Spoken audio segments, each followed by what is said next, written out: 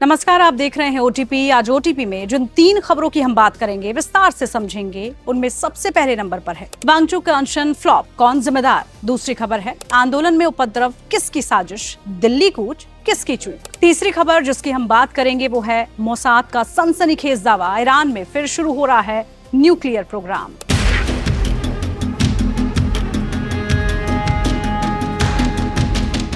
संसद के मॉनसून सत्र के पहले ही दिन दिल्ली की सड़कों पर राजनीतिक हलचल अपने चरम पर दिखाई दी। नीट पेपर लीक के मुद्दे पर कॉकरोच जनता पार्टी ने संसद चलो मार्च का आयोजन किया। प्रदर्शनकारी संसद भवन तक पहुंचने की कोशिश करते दिखे। पुलिस ने उन्हें रोकने के लिए आंसू गैस के गोले छोड़े, हल्का बल का इस्तेमाल तक किया गया।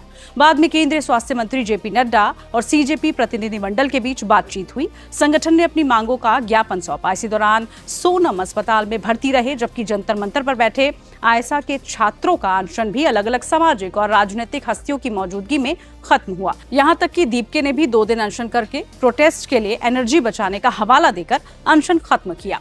ये तमाम तरह की घटनाएं हुई, आगे भी हो रही हैं। इन घटनाओं के बीच सबसे बड़ा सवाल ये उठता है कि आखिर सोनम वांगचुक का आंदोलन वैसा जनसैलाब क्यों नहीं खड़ा कर सका जैसा 2011 में अन्ना हजारे के आंदोलन के दौरान देखने को मिला था। केवल लंबा अनशन या बड़ा मुद्दा किसी आंदोलन को सफल नहीं बना देता। किसी भी जन आंदोलन की सफलता उसके नेतृत्व, विश्वसनीयता, रणनीतिक समय, जनता के मनोविज्ञान पर निर्भर करती है। सबसे जरूरी होता है आंदोलन के चेहरे की विश्वसनीयता। किसी भी जन आंदोलन में जनता व्यक्ति के चरित्र और उसकी छवि को सबसे पहले परखती है। अन्ना हजारे की पहचान एक ऐसे समाज सेवी की रही है जिनकी सार्वजनिक छवि पर गंभीर आरोप नहीं लगे। सालों तक उन्होंने महाराष्ट्र में अलग अलग सामाजिक मुद्दों पर आंदोलन किए। अपनी सादगी और स्पष्टता की वजह से लोगों का भरोसा जीता। इसके उलट सोनम के खिलाफ राष्ट्रद्रोह, हत्या और धोखाधड़ी जैसे गंभीर मुकदमे दर्ज होने की बात सामने आती रही है। ऐसे आरोप, चाहे उनका अंतिम कानूनी परिणाम कुछ भी रहा हो, आम लोगों के मन में संदेह पैदा करते हैं। जब आंदोलन का नेतृत्व ही विवादों से घिरा दिखाई देता है तो व्यापक जन समर्थन जुटाना स्वाभाविक रूप से कठिन हो जाता है। उसके बाद आता है लीडरशिप की शैली और संघर्ष की धार। अन्ना हजारे ने जब अपना अनशन शुरू किया था तब शुरुआती दिनों में ही तत्कालीन सरकार ने भी उसे गंभीरता से नहीं लिया था, लेकिन उन्होंने लगातार एक ही मांग करके दृढ़ता बनाए रखी। उनका संदेश स्पष्ट था और वो अपने रुख से पीछे हटते नहीं दिखाई दिए। यही दृढ़ता धीरे धीरे आंदोलन की ताकत बन गई। दूसरी तरफ सोनम वांगचुक का अनशन अपेक्षाकृत लंबा जरूर चला, लेकिन आंदोलन में वैसी आक्रामकता और स्पष्टता दिखाई नहीं दी जिसने जनता को भावनात्मक रूप से जोड़ सके।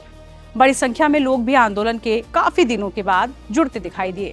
दूसरी तरफ सोनम वांगचुक का अनशन अपेक्षाकृत लंबा जरूर चला, लेकिन आंदोलन में वैसी आक्रामकता और स्पष्टता दिखाई नहीं दी जिसने जनता को भावनात्मक रूप से जोड़ने की क्षमता हो। बड़ी संख्या में लोग भी आंदोलन के काफी दिनों के बाद जुड़ते दिखाई दिए, जिससे शुरुआती गति कमजोर रही। ऊपर से अभी नई नवेली सोशल मीडिया के दौर में अभिजीत दीपके की तरफ से इंस्टाग्राम पर कॉकरोच जनता पार्टी नाम के एक पेज को बना डाला, जिस पर मिलियंस में फॉलोअर्स आ गए। इसके बाद नीट समेत देश भर में तमाम नौकरियों और एंट्रेंस एग्जाम के पेपर लीक के खिलाफ सख्त नियम बनाए जाने की मांग को लेकर अनशन आंदोलन शुरू कर दिया गया। इस बात से अभी भी जनता उतना रिलेट नहीं कर पा रही है। आंदोलन की रणनीतिक महत्वपूर्ण भूमिका निभाती है। किसी भी आंदोलन की विश्वसनीयता तभी मजबूत होती है जब उसके संदेश और उसके कदमों में एकरूपता दिखाई दे। सोनम वांगचुक के अस्पताल ले जाए जाने के बाद उनकी पत्नी गीतांजलि के बयान ने यह संकेत जरूर दे दिया कि अगर राजनीतिक दल शिक्षा क्षेत्र में जवाबदेही का मुद्दा उठाने का भरोसा दे तो अनशन खत्म भी किया जा सकता है। इसने कई लोगों के मन में ये सवाल खड़ा कर दिया कि क्या आंदोलन की प्राथमिक शर्तें बदल रही हैं। दूसरी तरफ अन्ना हजारे अपने पूरे आंदोलन के दौरान लोकपाल की मांग पर लगातार अडिग दिखाई दिए। यही स्पष्टता उनके आंदोलन की पहचान भी बनी थी। और तो और वांगचुक और बाकी प्रोटेस्टर्स में अंतर भी देखने को मिला। शुरू में ज्यादातर उन बड़े नामों ने इस आंदोलन को समर्थन दिया जिनके नाम एंटी नेशनल कामों से जुड़कर देखे जाते रहे, जैसे अरुंधति रॉय, कुणाल कामरा। वैसे पहले की सरकारों के मुताबिक अब तक की सरकार, यानी कि जब से नरेंद्र मोदी की सरकार सत्ता में आई, जनता को विश्वास पहले के नतीजों से ज्यादा बड़ा है और उसमें सबसे बड़ी भूमिका है जनता का बदलता राजनीतिक अनुभव। 2011 के बाद देश ने कई बड़े जन आंदोलनों और राजनीतिक प्रयोगों को देखा। अन्ना आंदोलन से निकले नेताओं ने राजनीति में प्रवेश किया। बाद में सालों में उन पर अलग अलग प्रकार के आरोप भी लगते रहे। इससे जनता के भीतर ये भावना बनी कि कहीं आंदोलन भविष्य की राजनीतिक जमीन तैयार करने का एक जरिया तो नहीं है। ऐसे माहौल में अगर किसी नए आंदोलन के पीछे राजनीतिक महत्वाकांक्षा की आशंका पैदा होती रही तो लोग पहले की तुलना में ज्यादा सतर्क हो जाते हैं। यही वजह है कि आज केवल भावनात्मक अपील से बड़े पैमाने पर जन समर्थन जुटाना पहले जितना आसान नहीं रह गया। और अगर सबसे बड़े और व्यापक कारण की बात की जाए तो वो देश का राजनीतिक वातावरण है। 2011 से 12 के दौरान केंद्र की तत्कालीन सरकार पर 2G स्पेक्ट्रम, कॉमनवेल्थ गेम्स, कोयला आवंटन जैसे बड़े भ्रष्टाचार के आरोप लगातार चर्चाओं में रहे। उस समय भ्रष्टाचार राष्ट्रीय बहस का सबसे बड़ा मुद्दा बन चुका था। जनता के भीतर व्यापक असंतोष पैदा हो गया था। अन्ना हजारे का आंदोलन उस माहौल में उभरा और लोगों ने अपनी नाराजगी उस समय व्यक्त की और उन्हें एक मंच मिल गया। वर्तमान समय में राजनीतिक परिस्थितियां अलग है, बिल्कुल उलट है। केंद्र सरकार पर वैसी प्रकृति के भ्रष्टाचार के आरोप सार्वजनिक विमर्श का केंद्र नहीं है और सत्तारूढ़ दल लगातार चुनावी सफलता भी हासिल करता रहा है। ऐसे राजनीतिक माहौल में किसी भी आंदोलन के लिए पूरे देश में वैसी लहर पैदा करना स्वाभाविक रूप से अधिक कठिन हो जाता है। वैसे भी जब आंदोलन हिंसा का हिस्सा बन जाए, युवा पत्थर उठाकर पुलिस पर चलाए, तो उस आंदोलन का हाईजैक हो जाना ही उसे समझा जाता है और ये समझा जाने लगता है कि भीड़ में गुंडे घुस आए हैं और ये केवल लोकतंत्र की गरिमा को तार तार करके भद पिटवाएंगे। हालांकि इसका ये मतलब कतई नहीं है कि शिक्षा व्यवस्था, परीक्षा प्रणाली या युवाओं से जुड़े मुद्दे महत्वहीन हैं। नीट पेपर लीक जैसे मामलों ने लाखों छात्रों और उनके परिवारों को प्रभावित किया है। यही वजह है कि सरकार ने भी इस मामले में कार्रवाई की, दोबारा परीक्षा आयोजित कराई और भविष्य में ऐसी घटनाओं को रोकने की आवश्यकता पर जोर दिया। लेकिन किसी मुद्दे की गंभीरता और किसी आंदोलन की जन स्वीकृति दो अलग अलग बातें कहती है। मजबूत मुद्दा होने के बावजूद यदि नेतृत्व, रणनीति, संदेश और राजनीतिक परिस्थितियां एक दूसरे के अनुकूल न हो तो आंदोलन अपेक्षित जन समर्थन हासिल नहीं कर पाता। किसी भी जन आंदोलन की सफलता सिर्फ उसके उद्देश्य से तय नहीं होती, बल्कि उस उद्देश्य को जनता किस नजरिए से देखती है ये अधिक महत्वपूर्ण होता है। अन्ना हजारे का आंदोलन एक ऐसे दौर में सामने आया था जब जनता बदलाव चाहती थी और उसे एक भरोसेमंद चेहरा मिल गया। वहीं सोनम वांगचुक का आंदोलन ऐसे समय में सामने आया जब जनता अधिक सतर्क, अधिक प्रश्न पूछने वाली और राजनीतिक रूप से पहले से ज्यादा अनुभवी हो चुकी है। यही वजह है कि समान मुद्दों और लंबे अनशन के बावजूद दोनों आंदोलनों के परिणाम और जन समर्थन में बड़ा अंतर दिखाई देता है।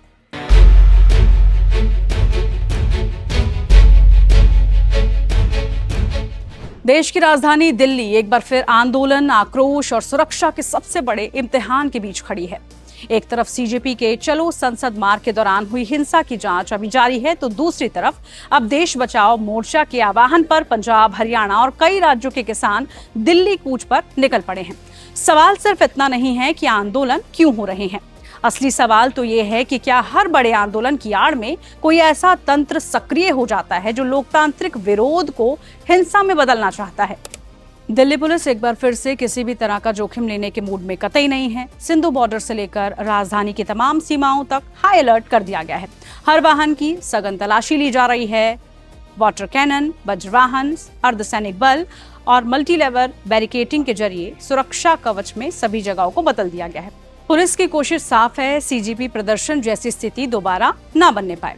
उधर किसान संगठनों ने भी अपने तेवर और तीखे कर दिए हैं। भारतीय किसान यूनियन एकता आजाद के नेतृत्व में सैकड़ों किसान खनौरी के पास दिल्ली कटरा एक्सप्रेसवे पर पहुंच गए और सड़क पर धरना देकर बैठ गए।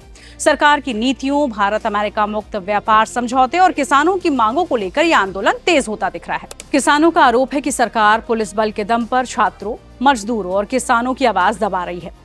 उनका कहना है कि जन विरोधी फैसले वापस नहीं लिए गए तो संघर्ष और तेज होगा।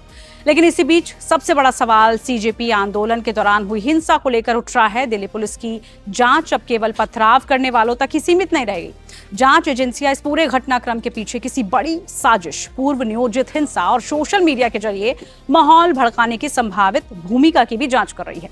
शुरुआती जांच में सामने आया है कि हिरासत में लिए गए सभी लोग छात्र नहीं थे। कई ऐसे लोग भी भीड़ में मौजूद थे जिनकी छात्र के रूप में कोई पहचान नहीं हुई। आखिर ये लोग हैं कौन? आंदोलन में कैसे पहुंचे? क्या इनकी भूमिका पहले से तय थी? ये सवाल अब जांच का विषय बन गया है। सूत्रों के मुताबिक पुलिस सोशल मीडिया पर भी गहराई से नजर बनाए हुए है। जांच में ऐसे कई संदिग्ध सोशल मीडिया हैंडल सामने आए हैं जिन पर प्रदर्शन और हिंसा से जुड़ी भ्रामक जानकारियां लगातार साझा की गई।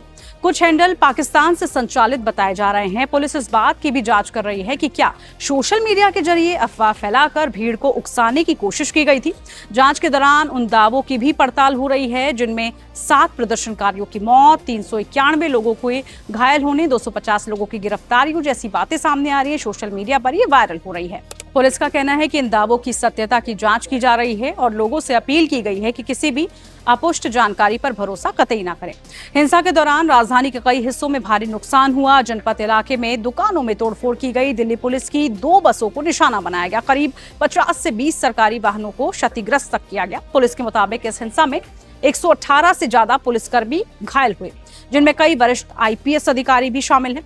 लगभग 60 प्रदर्शनकारियों के घायल होने की सूचना मिली है। अब तक करीब 70 लोगों को हिरासत में लिया जा चुका है, जबकि अलग अलग स्थानों से 100 से ज्यादा लोगों को पूछताछ के लिए बुलाया भी गया है। दिल्ली पुलिस का कहना है कि CCTV फुटेज, मोबाइल वीडियोज और सोशल मीडिया पर वायरल हर क्लिप की फॉरेंसिक जांच की जा रही है। अगर जांच में किसी राजनीतिक दल, संगठन या किसी भी अन्य समूह की भूमिका सामने आती है तो उसके खिलाफ भी कानून के मुताबिक कार्रवाई होगी। अलग अलग FIR दर्ज की जा चुकी है। हर शिकायत की अलग से जांच की जा रही है। अब सबसे बड़ा सवाल यही है, क्या लोकतांत्रिक आंदोलन की आड़ में अराजक तत्व घुसकर माहौल बिगाड़ रहे हैं? क्या सोशल मीडिया के जरिए अफवाह फैलाकर भीड़ को हिंसा की तरफ धकेला जा रहा है? क्या हर बड़े प्रदर्शन को हिंसक बनाने की कोई सुनियोजित कोशिश हो रही है, या फिर सुरक्षा एजेंसियों की तैयारी में कहीं चूक रह जाती है, जिसका फायदा अक्सर उपद्रवी उठा भी लेते हैं? फिलहाल दिल्ली एक बार फिर आंदोलन के मुहाने पर खड़ी है। किसान राजधानी की ओर बढ़ रहे हैं। पुलिस पूरी तैयारी में है और CJP हिंसा की जांच लगातार गहराती जा रही है। आने वाले दिन तय करेंगे कि लोकतांत्रिक विरोध शांतिपूर्ण रहेगा या फिर एक बार फिर से कुछ उपद्रवी पूरे आंदोलन को बदनाम करने की कोशिश करेंगे। लेकिन इतना तय है कि इस बार सिर्फ सड़क पर नहीं बल्कि जांच एजेंसियों की नजर हर वीडियो, हर पोस्ट, हर चेहरे, हर साजिश के हर एंगल पर टिकी हुई है।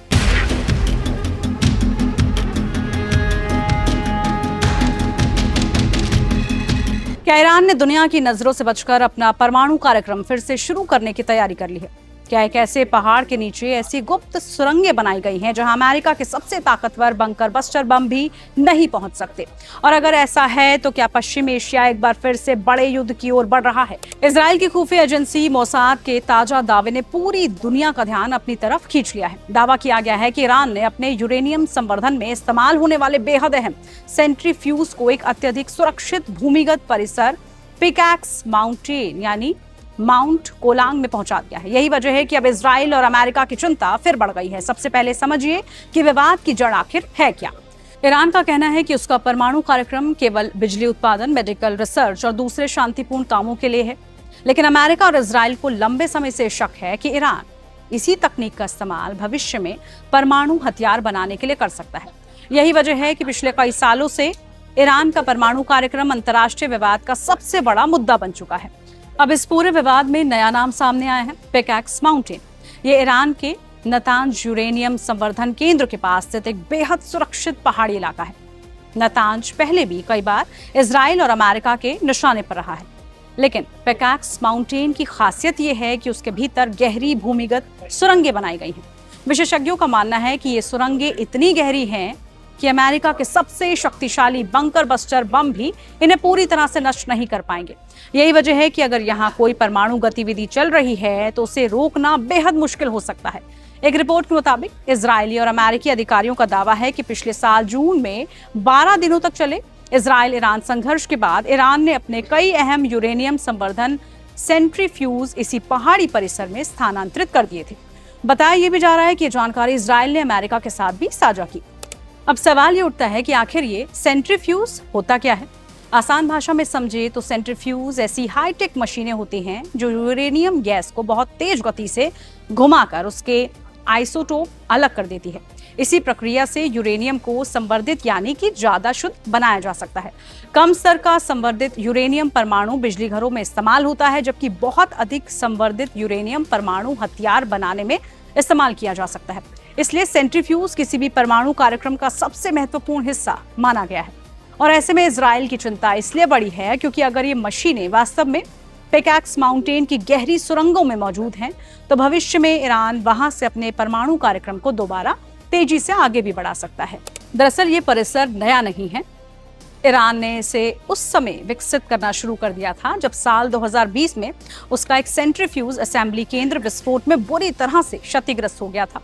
इसके बाद ईरान ने अधिक सुरक्षित भूमिगत विकल्प तैयार करने की दिशा में अपना काम शुरू कर दिया। पिकैक्स माउंटेन को उसी रणनीति का हिस्सा माना जाता है। दिलचस्प बात यह है कि पिछले साल जब इजराइल और अमेरिका ने ईरान के कई परमाणु ठिकानों को निशाना बनाया, तब पिकैक्स माउंटेन प्राथमिक लक्ष्य नहीं था। लेकिन अब इजराइल का कहना है कि पिछले लगभग 15 महीनों से यहां लगातार गतिविधियां तेज दिख रही हैं। यही दावा institute for science and international security ने भी किया है। संस्था के मुताबिक सैटेलाइट तस्वीरों में इस इलाके में लगातार ट्रकों की आवाजाही दिखाई दे रही है। सुरंगों को और मजबूत बनाया जा रहा है और बड़े पैमानों पर नया बुनियादी ढांचा तैयार भी हो रहा है। इतना ही नहीं, साल 2007 के पुराने सुरंग नेटवर्क के आसपास फिर से काम शुरू होने के भी संकेत मिले हैं। इन गतिविधियों ने इजरायली सुरक्षा एजेंसियों की चिंता को और बढ़ा दिया। इजरायली अधिकारियों और कई विशेषज्ञों का मानना है कि इन सुरंगों का इस्तेमाल भविष्य में परमाणु उपकरण रखने या फिर ऐसी छोटी यूरेनियम संवर्धन सुविधा बनाने के लिए किया जा सकता है जहां अत्यधिक संवर्धित यूरेनियम तैयार किया जा सके। यही वजह है कि इजराइल के कुछ अधिकारी अब पिकैक्स माउंटेन जैसी भूमिगत साइटों पर भी सैन्य कार्रवाई की मांग कर रहे हैं। उनका तर्क है कि अगर इन ठिकानों को समय रहते नहीं रोका गया तो भविष्य में ये बड़ा सुरक्षा का खतरा बन सकता है। हालांकि कहानी का दूसरा पक्ष भी है। ईरान लगातार इन सभी आरोपों को खारिज करता रहा है। तेहरान का कहना है कि उसका परमाणु कार्यक्रम पूरी तरह शांतिपूर्ण है और उसका परमाणु हथियार बनाने का कोई भी इरादा नहीं है। ईरान ये भी कहता है कि उसका उद्देश्य केवल ऊर्जा उत्पादन, वैज्ञानिक अनुसंधान और नागरिक जरूरतों को पूरा करना है। अमेरिका के साथ हुई विभिन्न वार्ताओं में भी ईरान बार बार ये भरोसा देने की कोशिश करता रहा है कि वो परमाणु हथियार विकसित नहीं करना चाहता। यानी एक तरफ इजराइल और अमेरिका के खुफिया दावे हैं तो दूसरी तरफ ईरान का साफ इनकार। फिलहाल सबसे बड़ा सवाल यही है कि क्या पिकैक्स माउंटेन वास्तव में ईरान के परमाणु कार्यक्रम का नया गुप्त केंद्र बन चुका है या फिर ये केवल सुरक्षा के लिहाज से तैयार किया गया सैन्य परिसर है। इसका निश्चित जवाब अभी सार्वजनिक रूप से उपलब्ध नहीं है, लेकिन इतना तो तय है कि पहाड़ के नीचे बनी इन रहस्यमयी सुरंगों ने पश्चिमी एशिया की राजनीति और सुरक्षा को फिर से दुनिया के केंद्र में ला दिया है। अगर भविष्य में इन दावों की पुष्टि होती है तो ईरान, इजराइल और अमेरिका के बीच तनाव और भी खतरनाक स्तर तक पहुंच सकता है। वहीं अगर ईरान अपने दावों के मुताबिक केवल शांतिपूर्ण परमाणु कार्यक्रम चला रहा है तो उसे अंतर्राष्ट्रीय स्तर पर पारदर्शिता दिखाकर इन आशंकाओं को दूर करना होगा। यही वजह है कि आज पूरी दुनिया की नजरें पिकैक्स माउंटेन की उन गहरी सुरंगों पर टिकी हुई है जिनके बारे में कहा जाता रहा है कि वहां छिपे रहस्य आने वाले समय में मध्य पूर्व ही नहीं बल्कि पूरी दुनिया की सुरक्षा को प्रभावित कर सकते हैं।